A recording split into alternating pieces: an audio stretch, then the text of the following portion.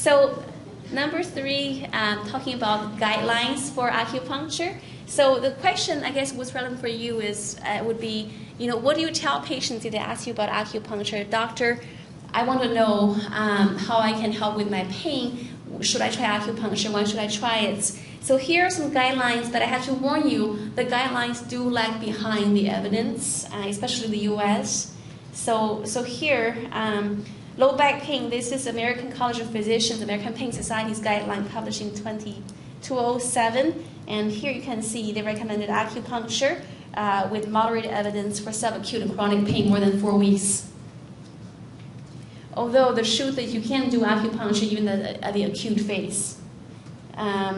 Grade B evidence here. North American Spine Society 2008, it says acupuncture is more effective than no acupuncture, but they said it's no more effective than other non-invasive modalities, which can be debated. However, the addition of acupuncture to the treatment mix seems to be very helpful. Okay, so these will be the conservative statement to provide to your patients with.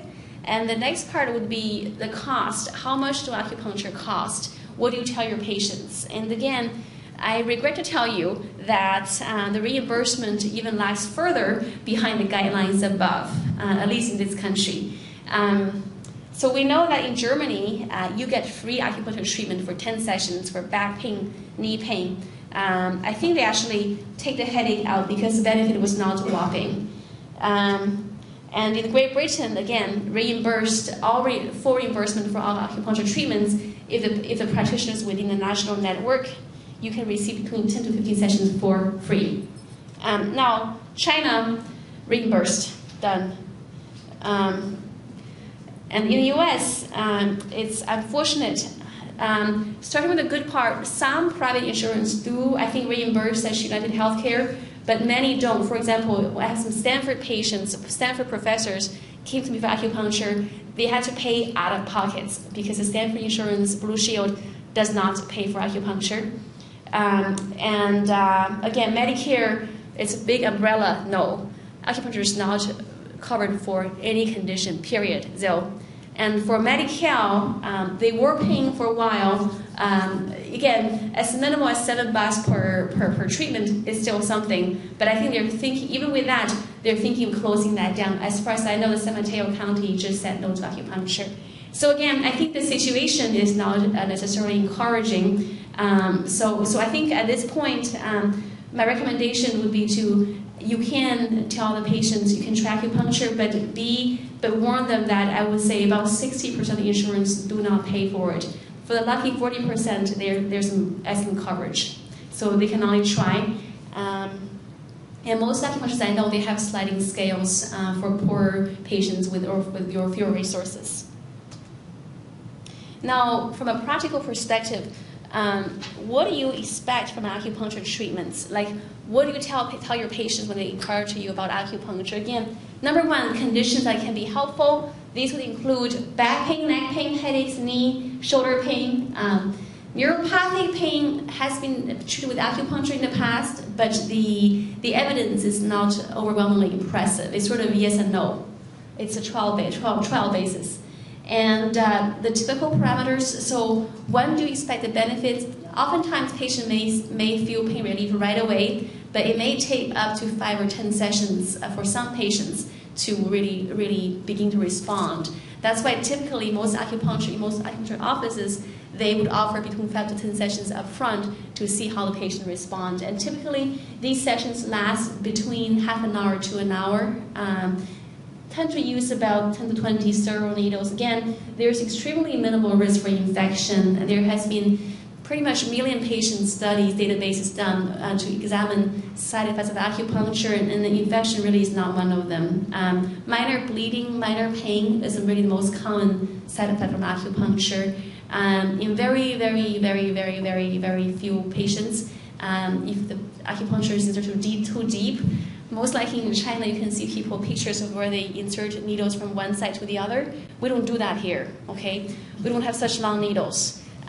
So that's really low. It's a low risk for punctures and pneumothorax and pericardial perforation. these extremely, extremely rare. So overall, acupuncture is safe.